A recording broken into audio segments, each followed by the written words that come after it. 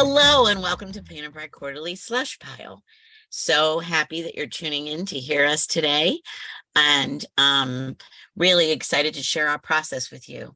So what we do is we get submissions from you, and then when we see something that we think might make a great conversation online, we write the person, ask for their permission, get their permission, and then get together with you and each other and make a recording of our editorial meeting. So I'll keep the mic and say the we begins with me. I'll start. I'm Kathleen Volkmiller.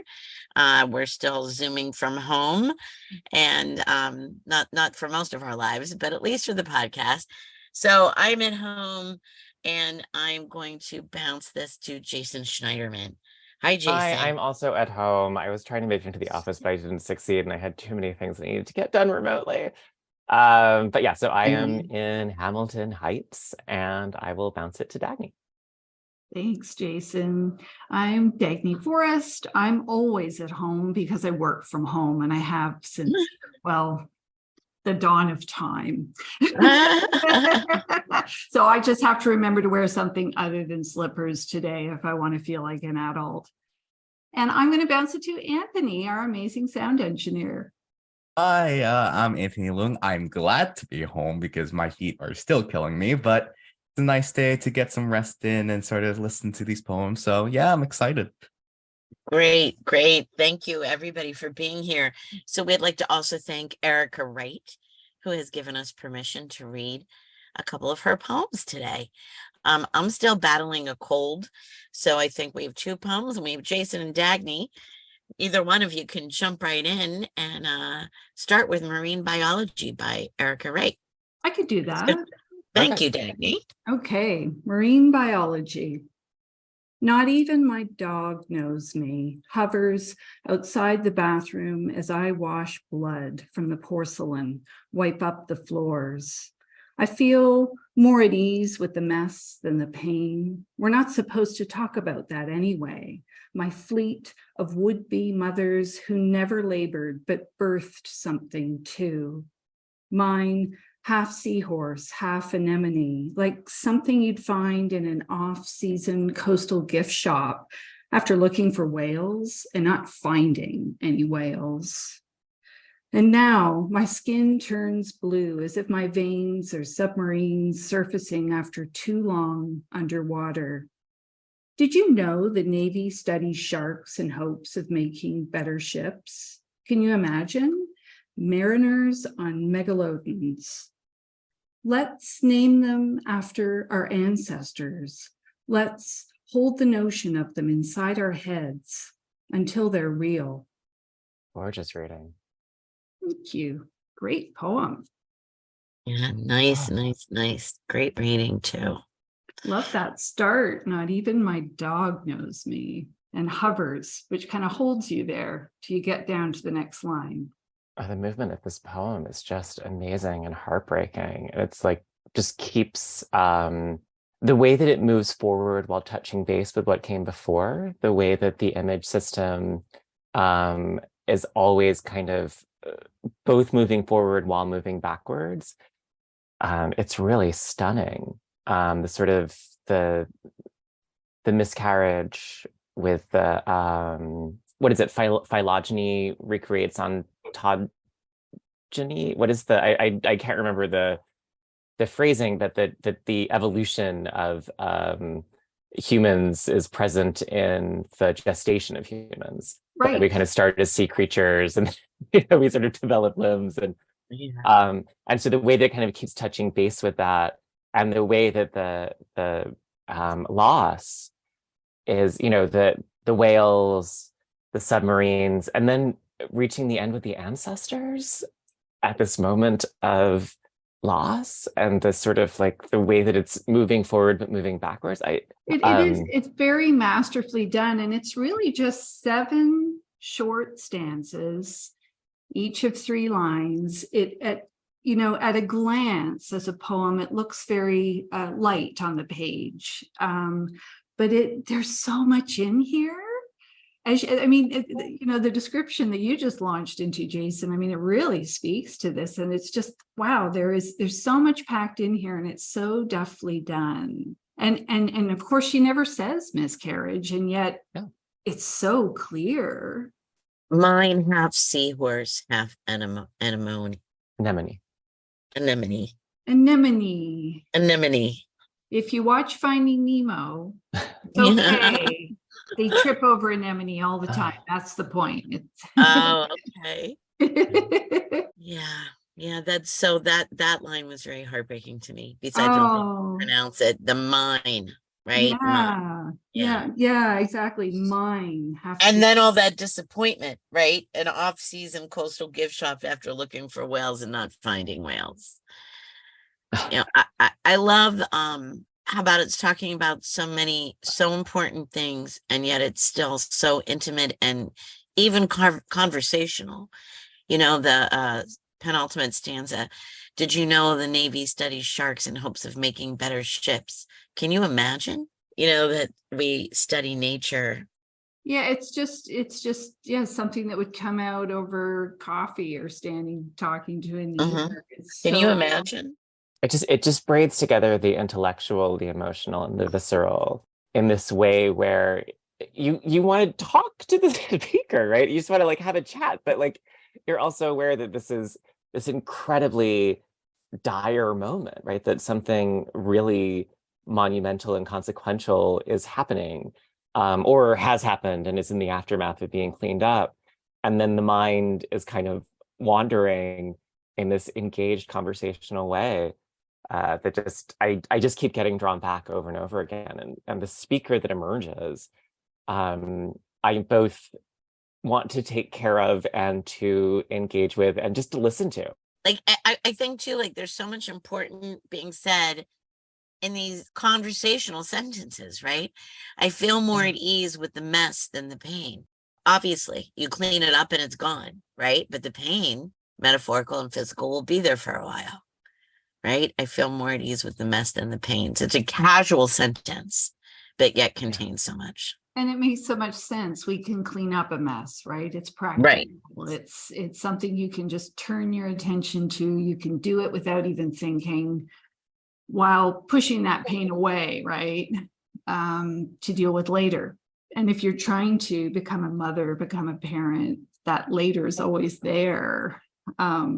Which returns, as you said before, Kathy, with her, wandering through the coastal gift shop. It's kind of like anything will do.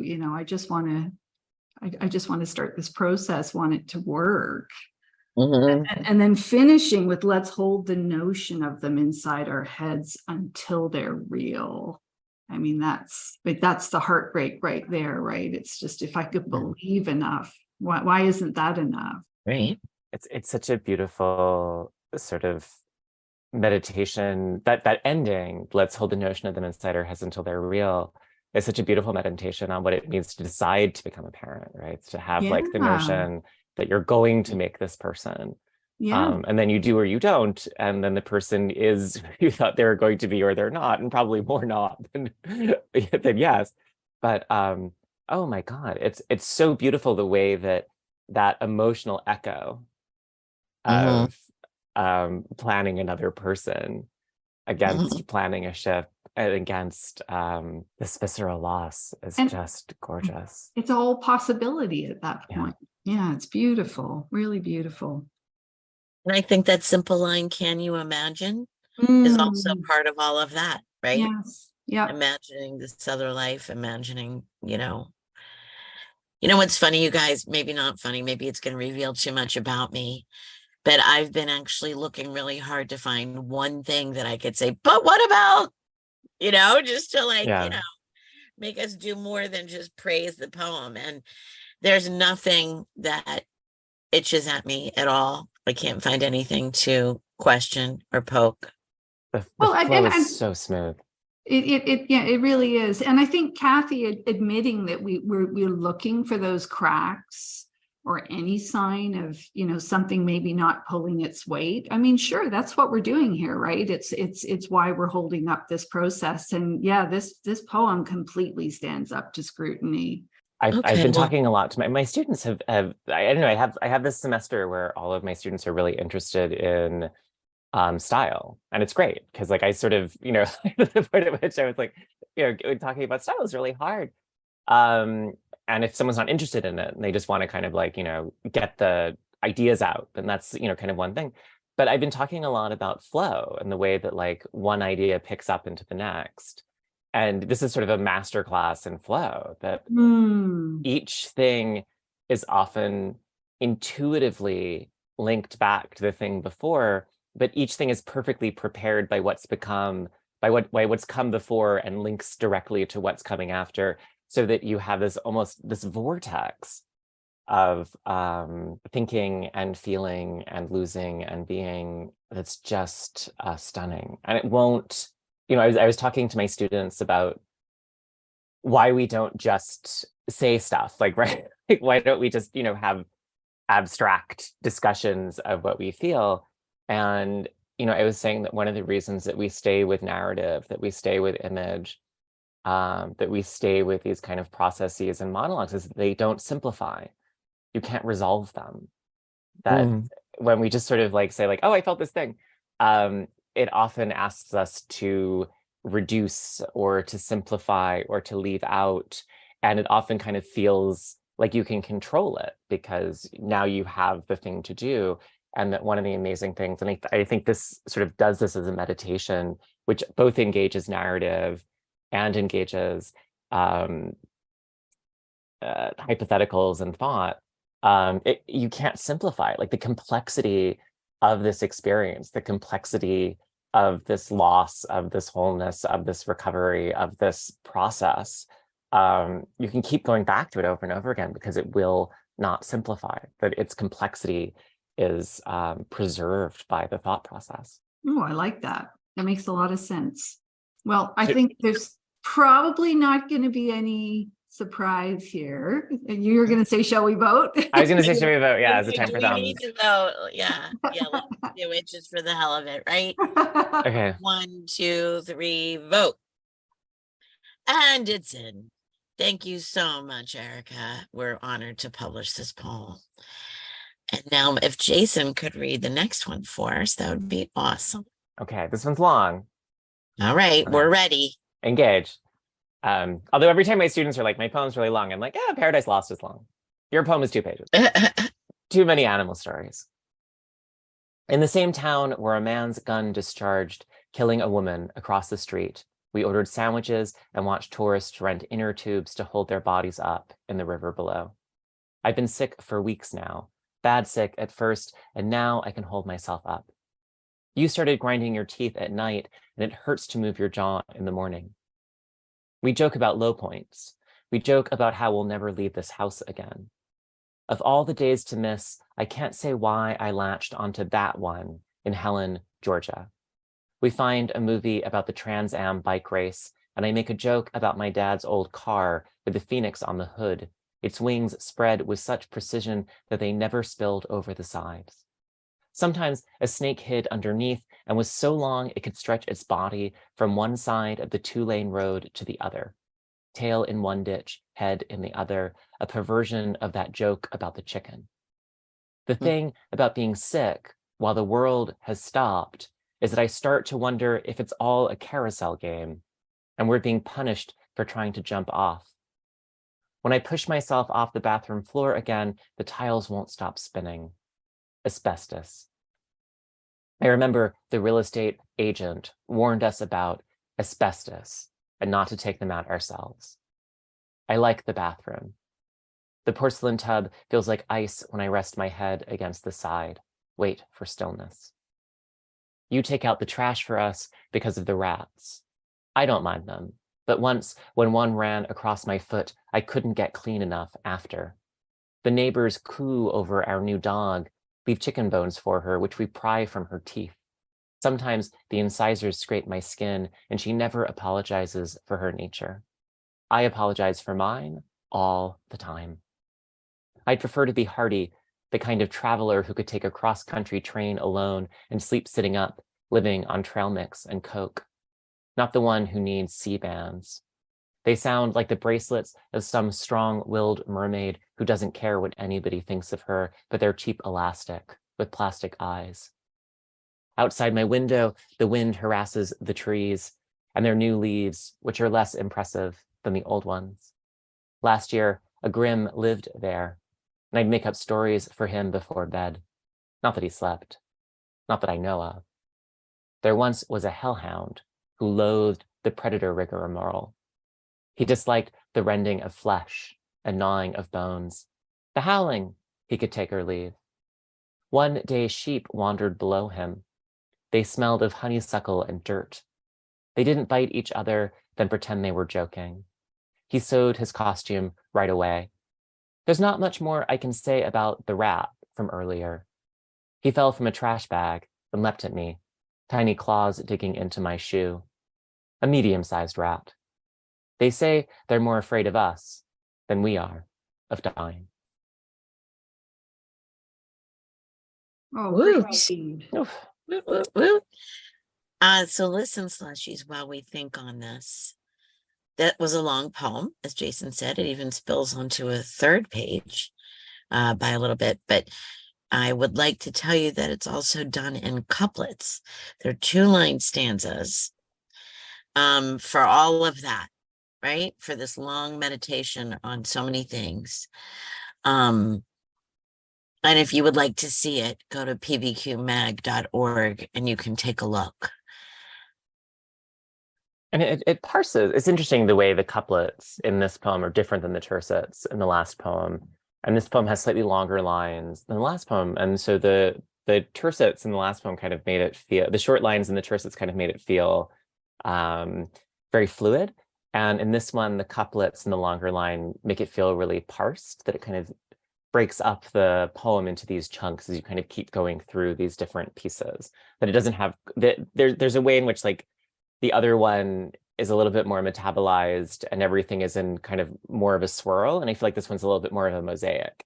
And each of those pieces, the rat, the asbestos, the shooting, like they kind of stay more separate. Like you can sort of see the tiles. They don't kind of blur into each other in the same way. It definitely helps just with interacting with the poem. It's so dense that if it wasn't done this way, I think it would be much harder to read. Just, you'd feel more like you were plowing through it, but this definitely lightens the experience. Yeah, I think if it were one stanza, like if it weren't in couplets, it would be much more, it would be overwhelming. Yeah, if it was just a column. Yeah.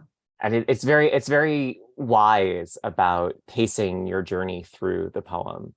That it kind of uses the couplets, the lines and the stanza breaks are used to give you a little bit of space so that each of the pieces can interact with each other. There's it's a really lot, capacious. Yeah. There's a lot in here, a lot to take in here, but as you say, it does have a sense of roominess to it. Yeah. I'm intrigued by, I don't know, sorry guys, I'd be sort of jumping down to a little more than halfway, well over halfway. Last year, a Grimm lived there, and I'd make up stories for him before bed. And the couplets that follow that, it really kind of feels like it wanders into fable territory here. It's quite a change from what comes before in the poem. I'm interested in what you two think about that and how you found it in your experience of moving through this poem. I was confused by that. I'm not sure what the Grimm is. I was sort of like, wait, what's happening? I don't either. I don't either. So that's and then there's that gap before there. So there's this kind of like, it almost looks like a mistake. Yeah. Based on how the poem as a whole is lineated. This is this one line with a gap, a very large gap, like a tab between the words lived and there. So that's interesting. But it enters this like supernatural, like everything up until this point has been very much about sort of like the unexpected of the natural world. The snake, the rat, the asbestos, there's this way in which like there's the poem is often putting fear of and concern for into a really interesting tension where like you see the snake across the road, And on one hand, you're like, that's a scary snake. That snake should not be that big. But on the other hand, you're like, oh my God, but someone's going to drive over it. Like that snake has absolutely maximized the danger that it's in from any passing car. Yeah. And even with like the dog, where like the neighbors are giving it chicken bones, and you're sort of like, no, that's gonna hurt the dog. Like, Yeah, that's not gonna end it's well. not okay for the dog.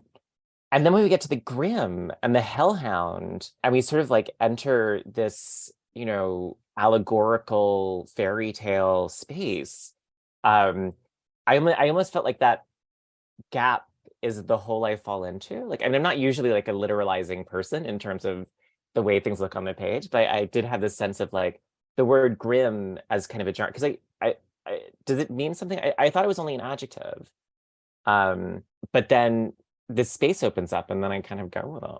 Yeah, I'm not sure what's intended by it, and at one point I almost felt like, have we accidentally combined two poems here? But then I just checked. yeah, no, and yeah, no, we're good, Kathy, absolutely. And she's right back in there with, there's not much more I can say about the rat from earlier, right? And, Yeah. and kind of ties up that loose end. So Yeah, I'm sorry, just there is go. Yeah. a noun, right? There is no grim a noun. And it was what my brain kind of went to was sort of like a gargoyle, like I pictured it living on the tree. So somehow Yeah. it was gargoyle like creature, you know, like a Perched in the tree. elf. Yeah. Right. Yeah. Like, Yeah. you know, somewhere between an elf and something scary, you know, but like with a gargoyle-y face. But then it has a costume. And that was the moment that I went, what now? Did you know, if you keep on, if you look after she at a makeup store, he disliked the rending and gnawing of bones, the howling he could take or leave. I think that's the Hellhound who's sewing the He costume. sewed his costume right away. So it's a hellhound in sheep's clothing. the hellhound is? Yeah, it's a wolf, the wolf in sheep's clothing, but it's the hellhound sewing his costume to trick the sheep. This is familiar territory, Jason, you having done your own poems about fairy tales and Okay. But he doesn't like it. I mean, that's the sort of interesting thing, is that he's doing the predator thing, but we also have the sense that he's not really going to. He disliked the rending of flesh and gnawing of bones. Yeah, like just couldn't be getting on with that. So we have bones repeat. Yeah, we do. And I also don't believe that anybody doesn't mind the rats. So that's what it did start to make me go, where are we going? What's weird is how, let's talk about this for a minute. It's so, I certainly don't want to say mundane, but it is so grounded in normalcy in the beginning, right? Like we have this scene of like sitting in some random town and the tourists and the sandwiches, and then, you know, we get the COVID reference, and not to be insulting to the poem, but those references are things that we're used to, you know. We don't think we'll ever leave the house again, right? Like, and just the act of being sick and so on. It's all very relatable that way. Yeah. Yes. And then even the neighbors feeding the chicken bones, I'm having to get the chicken bones out of the dog, like everything is so normal. So we have a snake and a phoenix, two references to chicken, although although there's no actual chicken. We'll start cataloging it. A dog. And I love I'd prefer to be the hardy, the kind of traveler who could take a cross-country train alone and sleep sitting up, living on trail mix and Coke. Like I feel like all that again is very relatable. I think it feels for me, and I feel like what we're kind of getting to here is that it feels like there isn't, you know, an obvious transition into this more fabulous, this kind of fable focused part of the poem, right? It's not as though the speaker in the poem is saying, and I was looking for, you know, ways to escape the, you know, the grind of reality. And, you know, it's just suddenly we're there. That's what's jarring. Yeah. And, you know, her voice is very, very different in this one, right? Yeah. But just as likable. I was smiling and nodding and just loving this journey and her witticisms. The same area that you were just talking about, I would prefer to be the hardy traveler, not the one who needs C-bands. Yeah. They sound like the bracelets of some strong-willed mermaid who doesn't care what anybody thinks of her, right? Like I want to hang out with her. It's a great image. Oh yeah, she has such interesting thoughts. Yeah. Right. Yeah. Right. The wind harasses the trees and their new leaves, which are less impressive than the old ones. I'm like smirking and laughing. It was funny. Yeah. It's funny. Yeah. I mean, Yeah. I've been watching the new leaves come on the trees, and I mean, I sort of love them for being like, the brighter green and being smaller and just starting to open. But it's true, like They are this is a less very funny way to put impressive. it, that they're less impressive. Yeah, yeah. It's such a low key way of saying it, but just spot on too. Yeah, yeah. Okay, well, what are we saying about these parts that we don't understand? Are we saying it's problematic or just part of the fun? Ordinarily, I feel like I would be the person who's like stopped by it, and I liked it. I was like, I'll go with this. It felt. I loved this kind of weird little detour into the supernatural. And in a lot of ways, I felt like that typographical gapping was a way to signal that we'd left that we were kind of coming ungrounded. And I really enjoyed because I mean, up until this point, everything has been very natural, but like talking to this creature that lives in the tree who doesn't sleep, like we're sort of, like this person now trusts us enough to tell us about something that may make us question their grip on reality. And I kind of enjoyed going there. And I also loved the thing about the rat and the way in which you can sort of live in proximity to something and kind of know that it's there. But then the minute it's actually upon you is very, very different. Oh yeah, that earlier in the poem, when the speaker says, I don't mind them, but once when one ran across my foot, I couldn't get clean enough after. I mean, I know exactly how that feels. Sure. Yeah. I mean, I see rats all the time when I'm coming home. Yeah. But when one actually runs across my foot, like that's different. Very different. That is different. Yeah, totally. And I mean, yeah, if we kind of just go back to the start again, I mean, what a great beginning in the same town where a man's gun discharged, killing a woman across the street. We ordered sandwiches, like it's just the contrasts in there are amazing. I mean, Erica knows how to start a poem, but she also knows how to carry on. And so I'm kind of with you that I'm prepared to trust her with this real tonal shift later on, because there are so many strengths here. After that opening line and those opening images, there's no way I thought we'd get to where we end up. True, right? true. Absolutely. Yeah. Yeah. Yeah. If you want to talk about appreciating surprise in a poem, it's here. Well, I think we're ready. Yeah, let's do it. Let's do it. As ready as we're ever going to be. Okay. All righty then. 1, 2, 3, vote. And it's in. 2 for 2. Erica, we cannot thank you enough. What a pleasure. Yeah, those were so interesting. They were really interesting to dig into. Yeah. Yeah. So Slushies, take a look at them as well.